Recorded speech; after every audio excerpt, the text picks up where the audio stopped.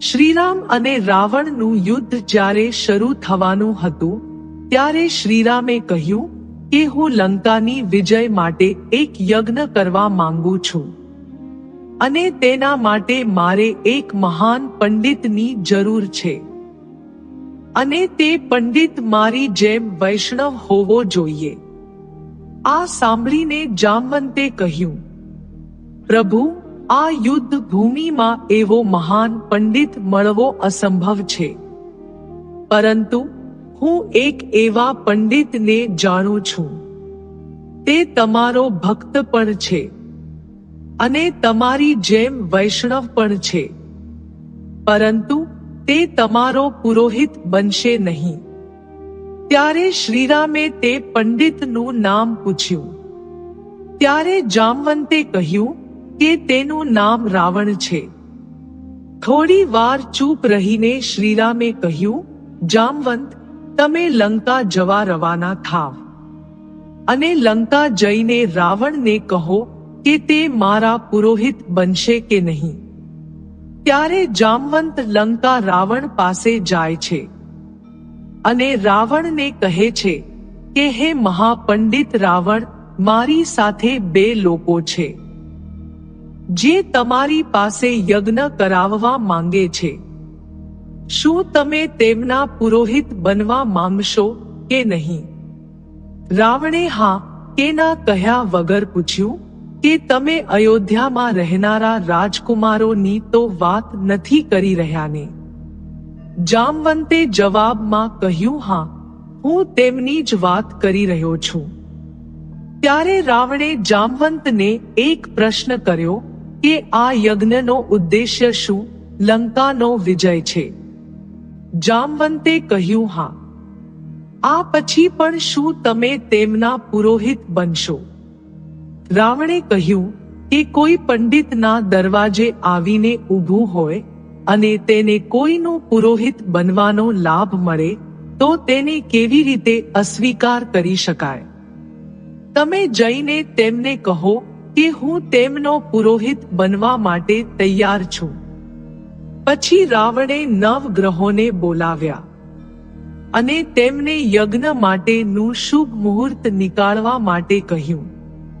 પછી રાવણે જામવંતને કહ્યું કે બીજા દિવસે સવારે 5 વાગ્યાનું મુહૂર્ત છે.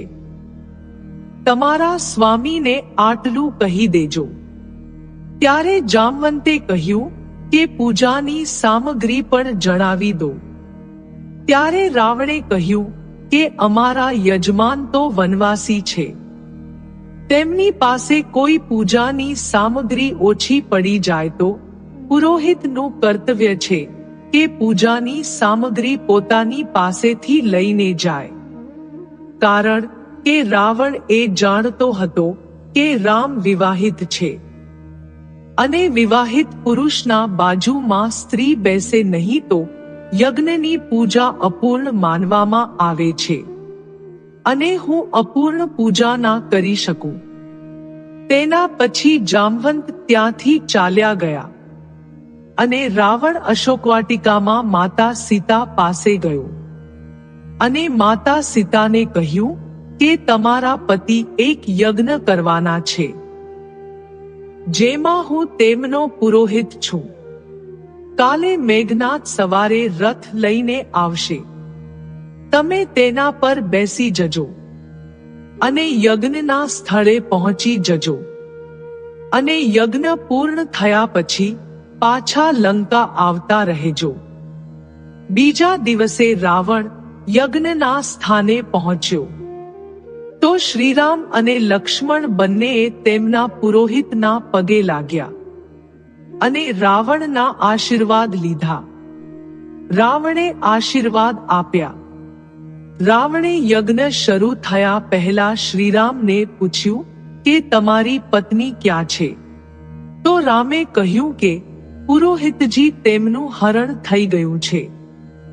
ત્યારે રાવણે કહ્યું કે મેં તો પહેલા જ કહ્યું હતું કે જો મારા યજમાનના યજ્ઞમાં કોઈ સામગ્રીની ખોટ પડી જાય તો તે હું પૂર્ણ કરીશ. એ મારું કર્તવ્ય છે. પછી રાવણે મેઘનાથને કહ્યું, પુત્ર, સીતાને રામના બાજુમાં બેસાડી દો. સીતાને રામની બાજુમાં બેસાડીને રાવણે યજ્ઞ પૂર્ણ કર્યો અને એક શિવલિંગની સ્થાપના કરી અને તેનું રામેશ્વર નામ રાખ્યું, અર્થાત કે રામ જ ઈશ્વર છે અને ઈશ્વર જ રામ છે. યજ્ઞ પૂર્ણ થયા પછી શ્રીરામે રાવણને કહ્યું કે હે પુરોહિત, દક્ષિણામાં તમારે શું જોઈએ છે? ત્યારે રાવણે કહ્યું કે સમય આવશે ત્યારે હું માંગી લઈશ. સારું પુરોહિતજી, પણ જણાવી તો દો કે તમારે શું જોઈએ છે, કારણ કે ખબર નહીં કે ત્યારે હું તમને દક્ષિણા આપવાની સ્થિતિમાં કદાચ ના હોઉં. ત્યારે રાવણે કહ્યું કે મારે દક્ષિણામાં બસ એટલું જ જોઈએ છે કે જ્યારે મારું મૃત્યુ થાય ત્યારે તમે બંને ભાઈઓ મારી સામે હોય. રાવણની આવી વાત સાંભળીને શ્રીરામની આંખો ભીની થઈ ગઈ અને બંને ભાઈઓ રાવણના પગે લાગીને બોલ્યા કે તમે જેવું ઈચ્છો છો તેવું જ થશે પુરોહિતજી.